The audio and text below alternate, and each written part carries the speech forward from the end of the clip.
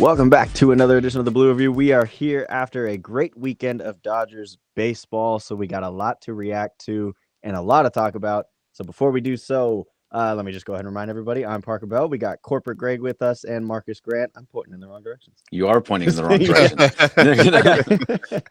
Hey, but it's great to be here on a Monday.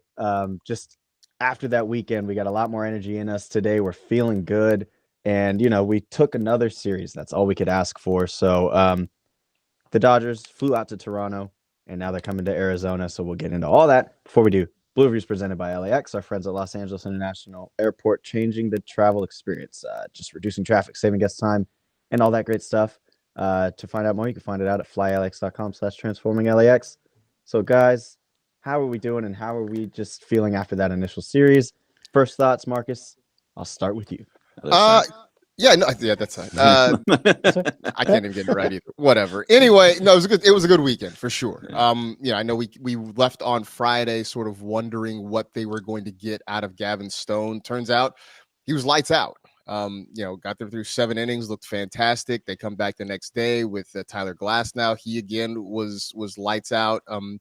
Was I the only one that held his breath a little bit when he left, sort of like clutching his hand at the end of that start, for it to, it turned out to be cramping. That's not serious. Everything's fine. But just knowing his history, it was kind of like, please don't let this be.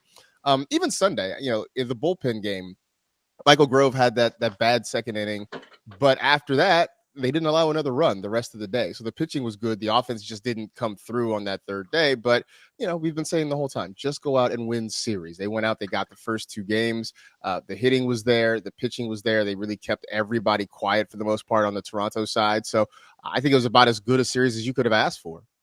Yeah, no, I thought it was everything you said is 100% right. Just win that series. I thought Gavin Stone was very, very good. I wonder how much of it was him being very good and also him not having to really worry when you have such a large lead on Friday. You just go out there and throw strikes. So I'm happy for it. I really think he would pitch very, very well, and hopefully it's the things to come because he has pitched like that in the past. So everything that you kind of wanted to happen over this weekend did happen. Just didn't get the W yesterday, even though you had an absolute chance. George Springer just made ridiculous catch after ridiculous catch in the outfield, which seems to happen with every series. There's one guy, Mark. The defense, wake up. Just whoever ends up winning the Gold Glove at their respective position, like the highlight reel is all going to be against the Dodgers. Like that's what it's going to be. Everybody is amazing defensively against this team. I don't get it. Yeah, usually it's a second baseman. So luckily it was an outfielder this time. So, hey, we take what we can get there. But yeah, great series 2 and 3. Just have to now again coming into Arizona, win 2 of 3, and then it gets to the big series that we're gonna have to spend a lot of time on, and that's gonna be the Braves coming to Dodger Stadium. So let's get through the Diamondbacks first, but win that series too. That's right. All right, so let's take it back to Friday. The 12-2 win, just kind of like you mentioned, Stone. We talked about it. He did great, and he had that huge lead. The offense was amazing. But let's just start with some of the highlights. Ohtani gets booed. As I was asking about beforehand, and you guys were like, "Of course he's going to get booed. That's just the nature of baseball." As he should. Hey, the Dodgers themselves and like guys like Roberts, they were kind of confused as well. They were like, "Who would boo this man?" But it was cool because they started to boo him too, and turned it into this team camaraderie thing. But walk us through that Ohtani's home run and just the fact that the entire offense all got a hit. Greg, I'll start with you. Just seeing 1 through 9 actually produce. How are you feeling about that? It was really just nice to see. And yes, very much so. You have to boo him. And not that he deserves to be booed, but the way that it all went down where you thought you had Shohei Ohtani in your grasp. He was on a plane to Toronto and you didn't actually get him. I totally understand booing him. And I would have did the exact same thing if I was a Toronto Blue Jay fan. Okay. You didn't come here. Yeah. Can we go? Was Shohei Ohtani actually on a plane to Toronto, or was it reported that he was on a plane to Toronto? No, it was reported. It was reported by our friends JP Hornstra and Dodgers Nation that decided that was the right thing to do. It was wrong, and I think John Morosi got hit with that too. But obviously not true. Right. And so that was, I think it was, in fact, Anthony Witrado who pointed it out on Twitter. It's like, why are they booing? Like, Ohtani isn't the one that pulled the rug out from underneath you. It was all these reporters saying that he was on a plane to Toronto. Like, Shohei, and at least in this is like completely innocent of the charges. It doesn't matter. He was the guy that was supposed to be going there. You thought you had him. He was right there in your mind and being reported by a reputable source in John Morosi. He was a Blue Jay. As a fan, doesn't matter what actually happens, what actually Shohei did. It just means boo this man. Boo this man. Yeah, but it was really nice to see 1 through 9 get a hit. And I remember watching and I was like, does everybody have a hit? And I went to the box scores like, Freddie doesn't have a hit. And then what do you know? Boom, Freddie comes up, gets a hit. Yeah, exactly. So it's just this, you see what this offense is going to be over the time. We were talking about it a little beforehand because I was just looking at the stats.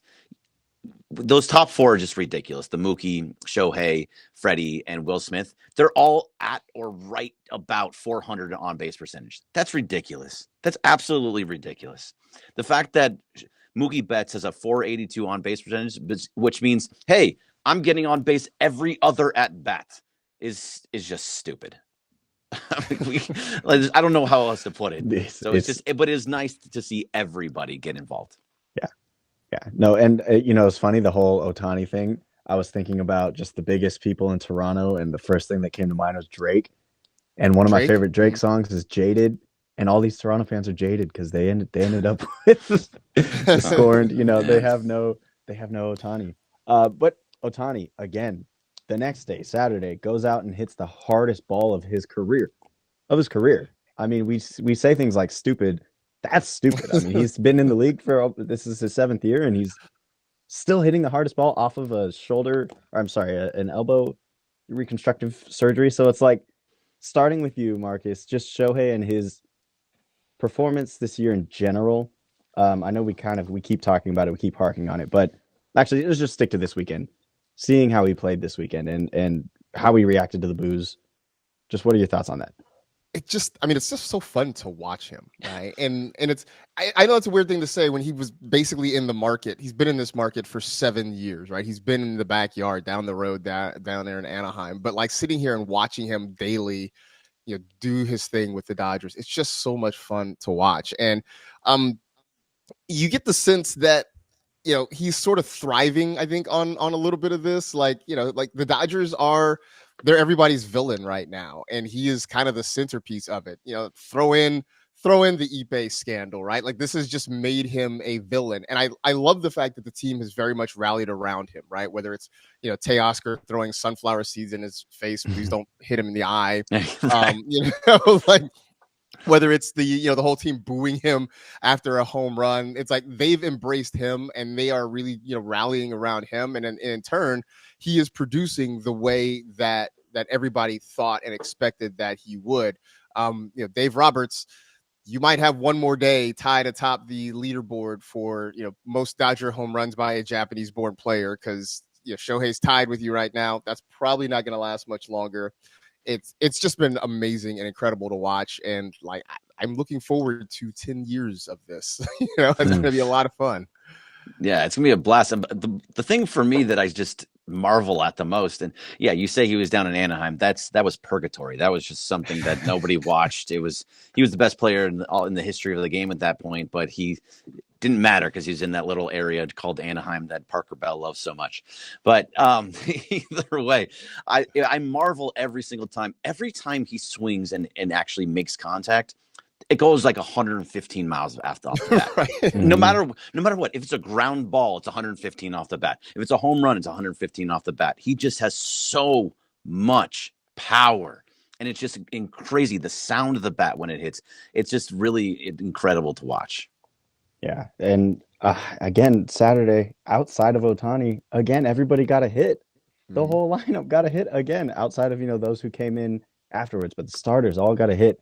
So it's great to see the offense heating up. Obviously, Sunday was a different story, and we can kind of touch on that in a little bit. But why don't we just kind of stick here on Saturday? Glasnow, you mentioned Marcus early on. Did anybody else kind of wince when you saw the trainer come out and he was dealing with the hand stuff? What were your thoughts? We'll start with you, Marcus, on just him saying I was just dehydrated and I cramped up. I mean, Um, are there any worries at all?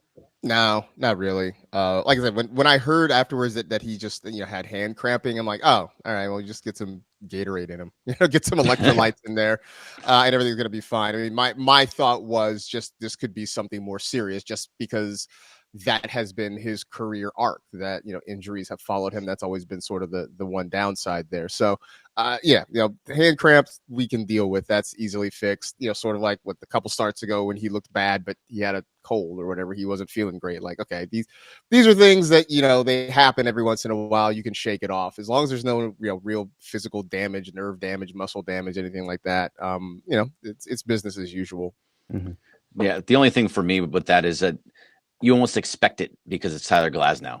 Because he has so much injury history behind him that when you see it, and you're like, oh no, that not this early, not now. Right. But I mean, honestly, if it happened now, I'd prefer it to happen now than in 3 months.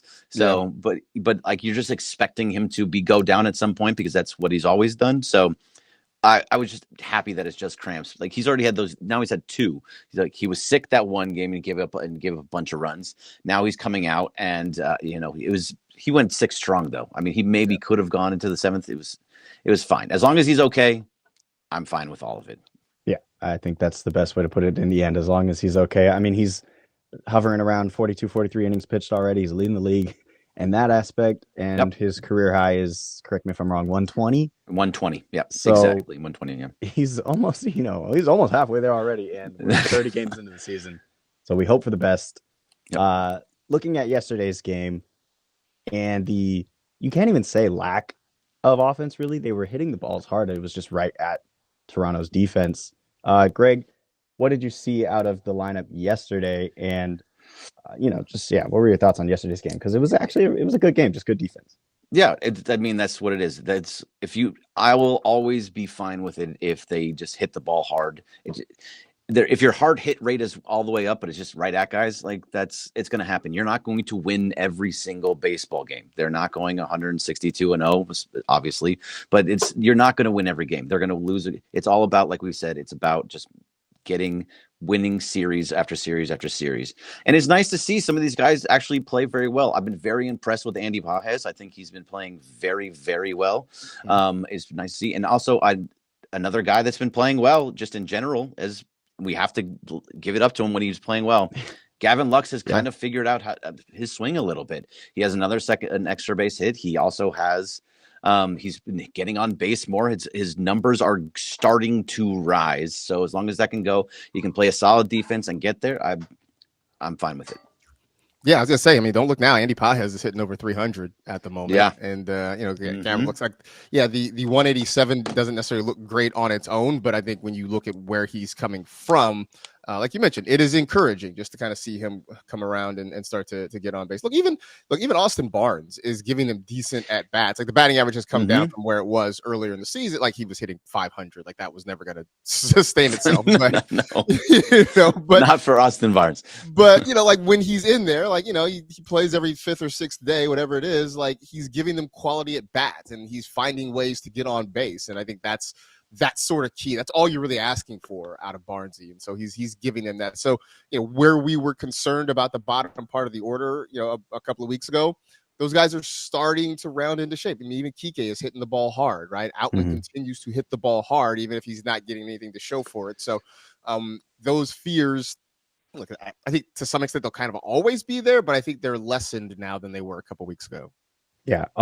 I'll read a quote from Muncy real quick, Greg, before I toss it back to you in regards to, the balance that we're starting to see from 1 through 9, and the fact that some of these losses, you can look at some of the numbers and they look scary. So if you see the numbers with the bases loaded, 4 for 28, that's a 143 average. It's not looking good. And, the runners in scoring position was a whole topic this whole season.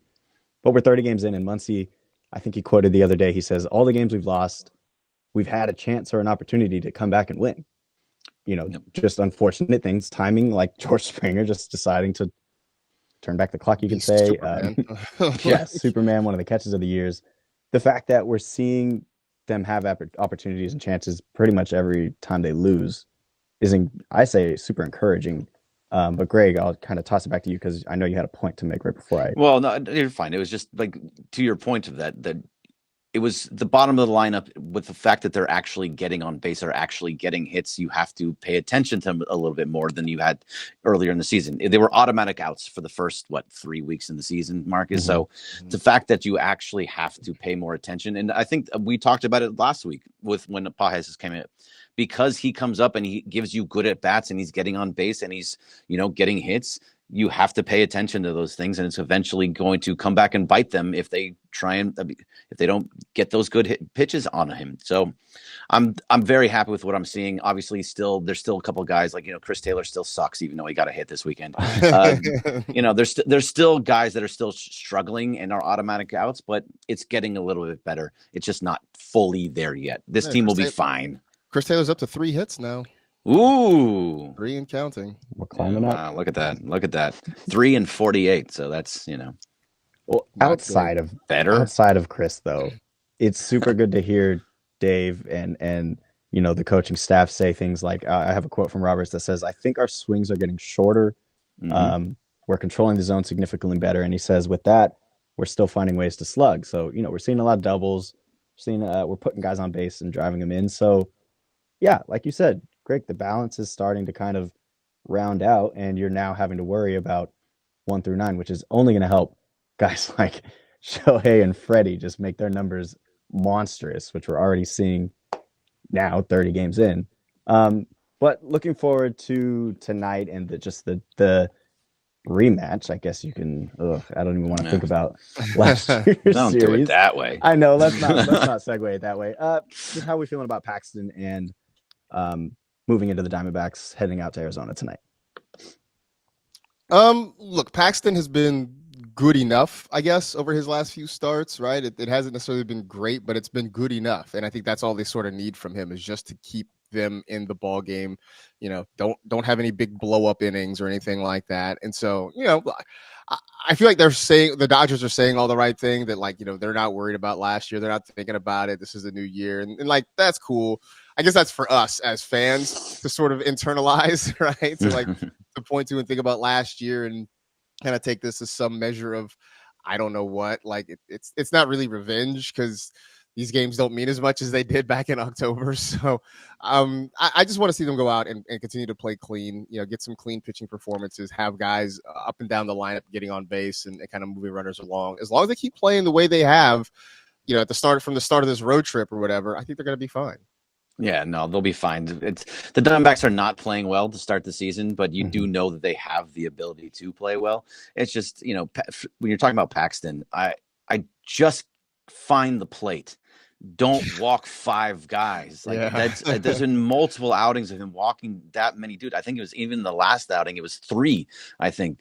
Find the plate. Stop walking dudes. Go a little bit longer. But he gets out of it. I don't know how he does it, but he squeals his way out of it. But that's going to come back and bite him at some point. Stop walking guys, and I think they'll be fine. This offense is going to move it right along. They're going to put up runs. So if he can keep the number low, I think that'd be great. But just, I don't care about what the numbers look like today. I want to see that 5 turn into a 0 today. No walks for James Paxton.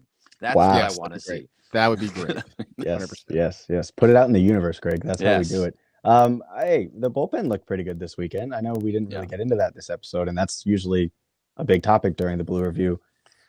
Greg, how did we feel about, our boy, our villain, and of course, everybody else came in and looked good as well, from Kelly all the way down to Phillips. Yeah, so everybody played really, really well. Even as Marcus said earlier, Michael Grove actually looked pretty good yesterday, besides that 1 inning. So it's fine. The bullpen is going to be fine. I have I've a lot of faith in this bullpen.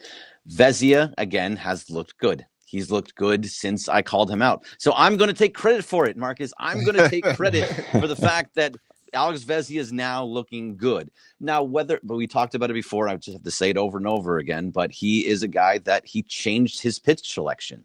If he's going to change his pitch selection and he's going to pitch well, great. That doesn't upset me. Just because you're my villain doesn't mean I want you to do poorly. I want you to do well. So the fact that if he's going to throw that slider much more often, he's going to get swings and misses. He's going to strike dudes out. He's not going to give those long fly balls that are caught right on the warning track, right up against the wall.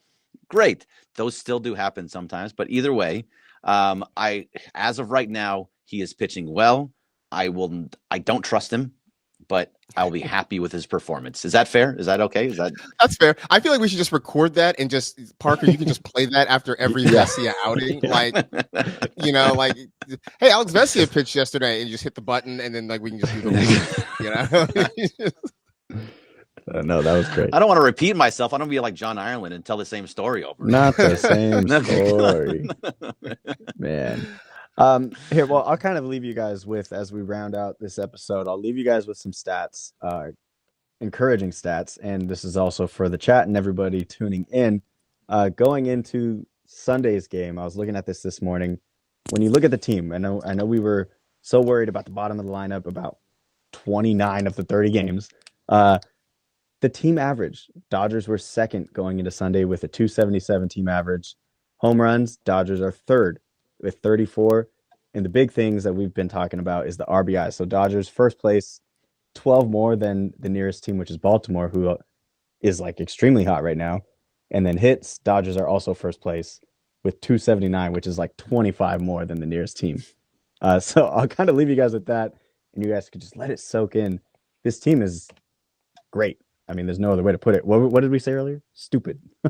Yeah, it's stupid how good it is. Yeah, this team is just stupid. And go ahead, Marcus. I'll let you. No, I was going to say. I mean, like a week or so ago, we were like, people were kind of freaking out, right? Like they only had a 1-game lead in the division. Like, what are we doing? Like now they're 6 games over 500. They're 3.5 up on the Giants, 4.5 up on the Padres and Diamondbacks. The Rockies exist. Are they out of the playoff race? Can we just call them out? They're not the White Sox. They are not the White Sox, so I guess they have that going for them. So like, I mean, I guess it's all to say, like, it's just a reminder, like, let's not freak out over little ebbs and flows, because there's such a long way to go. I mean, we haven't officially hit May yet. We still have a long way to go in this season. Right. And by the way, the White Sox have one less win than the Rockies. Oh. That means the White Sox got hot recently. Yeah, right. What happened? They win a series? Yeah, they won 3 in a row. Yeah. Wow, they got hot. Look at that. Yeah. Wow. Okay. Well, hey, good for the White Sox. By the way, the Astros are in last place in the AL West. I just want to put that out there. Yeah, like that's not going to stay, right? No. But at the end of the season, they're right back in the playoffs. They're going to rip off like 17 of 20 sometimes. I don't know. Careful. Oakland's looking pretty good. Mason Miller down there. Now we're getting into some real. John Fisher will take care of that. Don't worry about it. Yeah, don't worry about that. He'll find a way to ruin that. All right. Well, guys, thank you for tuning in to the Blue Review. The Dodgers, like we mentioned, they got a 6:40 matchup against the Diamondbacks tonight. So we will react first thing tomorrow morning at 9:30.